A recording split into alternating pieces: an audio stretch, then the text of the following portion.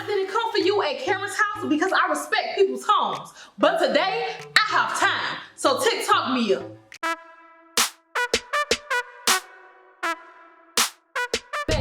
Coming into this episode, we see Robin is going through it. She has no sense of urgency and motivation. Everything that Robin is giving us in this opening scene is what she gives us in her storyline.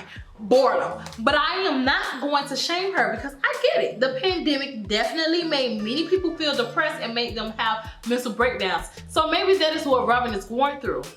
Until I remembered that I saw her and Giselle Breakfast Club interview real recently, and she said that she wasn't depressed through the pandemic, she just was in a rut. So now I am confused because, girl, what? Get the hell up. You got a business that is actually thriving, gets up and handle your stuff, and one just seems fed up. Granted, one always seems fed up, but I'm confused as to why one ain't go and wake up them kids for school himself, but so pressed and screaming at Robin about getting them up. Not sure what sense that made, but hey, that's their household. But regardless, Robin got to get back up on her up and up because she's like not giving anything. It's just so funny to me because last season, Giselle and Robin tried to come for Monique in the name of her podcast and new business she was starting called Not for Lazy Moms, trying to make it seem like she was calling mothers lazy, knowing damn well that's not what she meant. So Monique told them, like, we're gonna cater to all moms, but if you're a lazy mom, this is just not for you. You're not gonna understand or get none of this because you're lazy. And Robin made it a point, well, when Andy asked them at the reunion, made it a point to ask them, did they ever listen to her podcast or ever see any of her content? And they both said no. But Robin, clearly you didn't see or hear anything because you're a lazy mom, so it's not for you. Moving on, I just want to say how much I just love Ray and Cameron relationship. He just this 70-something-year-old man boosting up his 50-something-year-old wife and her foolishness.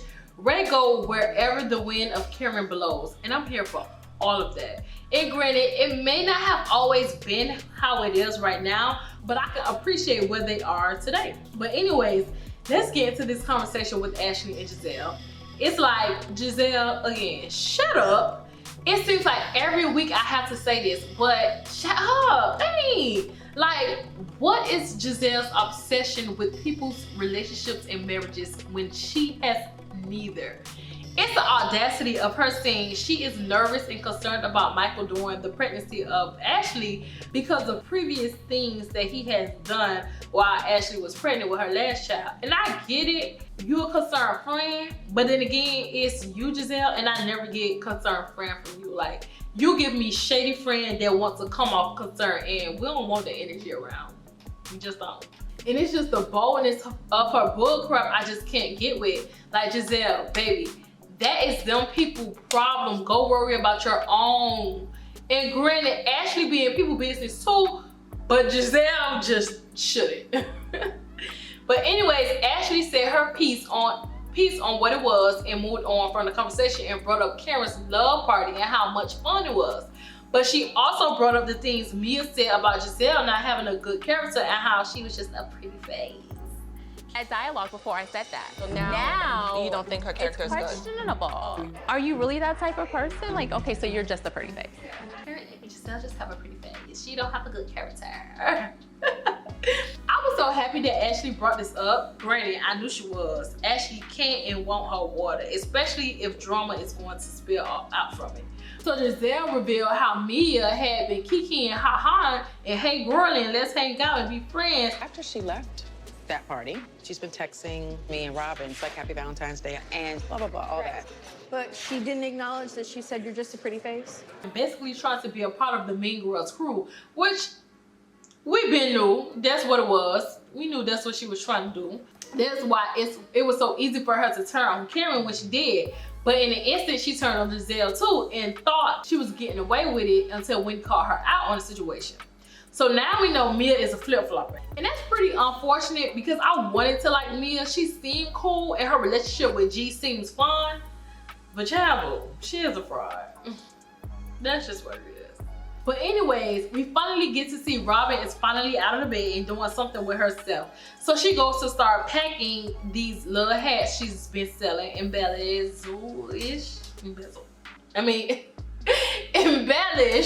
So as she's packing, she has a friend girl over helping her that we haven't met before, a scholar. Now, word on the street is a scholar is on her way to becoming the newest RHOP. But we will sit back and catch that to you another time. But a scholar, just like me, is the new girl around the group and is getting to know all that is happening based on Robin and Wendy's views since they are around helping Robin. At first, it seemed like she was going to be the type of friend of the show that, you know, just sit around in the background. But she had me fooled, baby. Because at that pepper party, Giselle is throwing for action. We really need a scholar. But we'll wait for that too. So moving on from that, we get into Mia and her husband having a conversation about Mia and her mom getting closer. So apparently Mia's mom is has drug issues that landed Mia in foster care when she was a child. But as she got older, she wanted to speak with her mom and get closer to her.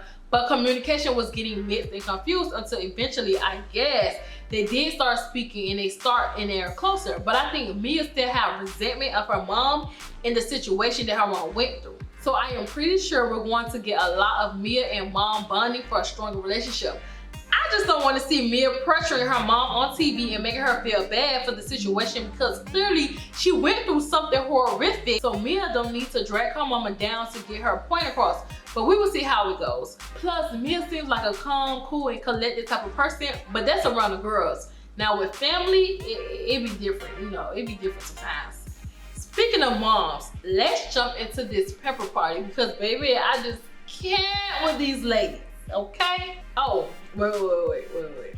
Before we get into that, let's talk about Wendy and her newfound interest in wanting to go into the home decor business. Child, she said she want to be the next Mother store. Go ahead, girl, do the next black Mother, the black version Mother store. So clearly Wendy and her 4 degrees don't have a clue on what to do and where to start, which is fine. Most people don't. But all I know is I better not hear people coming for Karen and her businesses she's starting. Because like Karen told Wendy at the reunion last year, I may not have degrees, but I know business and I know common sense. So speaking of, Wendy decides to meet up with Karen to ask her for advice on starting her business, and the information Karen is giving her is common information, common knowledge. But once again, Wendy just don't have the confidence. I think she made it seem like, Wendy made it seem like the money was just too much to be putting into a business. But I honestly think Wendy have the money to invest in her business. I just think she don't have the confidence to actually go out there and push her product or whatever she's selling and just automatically thinking, you know, it's a mind thing, automatically thinking she's gonna fail. But if you already feel that way and you haven't even started, then you're right, it's already a failed project. I also think she really don't want to do the actual business and accounting of the startup. She just wants to create the vision and that's it. But Wendy, baby, no, you gotta put in that work for real. Like I think you got the money. It's like you don't got the money, you don't got the confidence. But get it, find it, grab it. Let's get into Candace and Karen, child. I'm so over this beef that Candace has with Karen. It's like, girl, let it go, damn. Let it go. Candace in her bratty, narcissistic ways want Karen to coddle her as if she's a child. Girl, no. You need to grow up and understand the role that Karen played because she was not wrong, and I'm gonna stick beside Karen, just how Karen is sticking beside her actions. Karen told Candace once again she feels hurt and sad Candace was in the situation she was in with Monique. But she wouldn't have done anything differently by playing the middleman of her and Monique. And I respect that Karen didn't backpedal, especially once Candace started up on her tears again. It's like, girl, I get you hurt, I do. Well, actually, no, I don't get why you are hurt because Karen literally has done nothing to hurt you. It's like, I wanna like Candace, I really do. But she just acts like a spoiled little girl. Too much. On one hand, she wants to be shady and messy, but on the other hand, she wants to cry out every tear in her body. I just don't got the energy to give Candace to even care. I just don't. Okay, that's that. So let's move on to this pamper party. So this is the first time that all the girls are meeting up in a while, and clearly they got things to get off their chest. Okay, not everyone, just Wendy and Mia, mainly Wendy. So of course they went recapping the situation that went down last week at Karen's house with Mia and Wendy.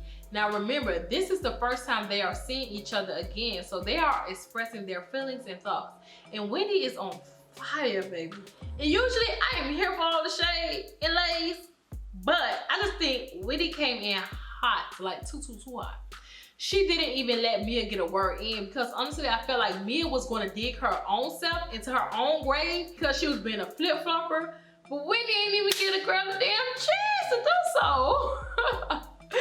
She was just going, baby, like going. And we like, okay, Wendy, we know you want your camera time, but let's break down a notch, okay? Especially since you are on this new Zen Win mantra. Zen Win. So at some point, Mia left since she couldn't get a word in. So Giselle told Wendy, girl, I get you going hard, but let the other person talk. And Wendy was just distraught because the only reason she was even going so hard, even in this predicament, was because she was defending Giselle. Well, baby, I have no sympathy for you or that situation because that's what your ass get. Everybody knows not to defend Giselle or not to defend Robin. They got each other's back, so let them have each other's back. Y'all be wanting to be friends and down with these people, and they do not care about you, especially Giselle. That girl don't care about nobody but Robin. So I just don't understand why everybody feel the need to be her defender.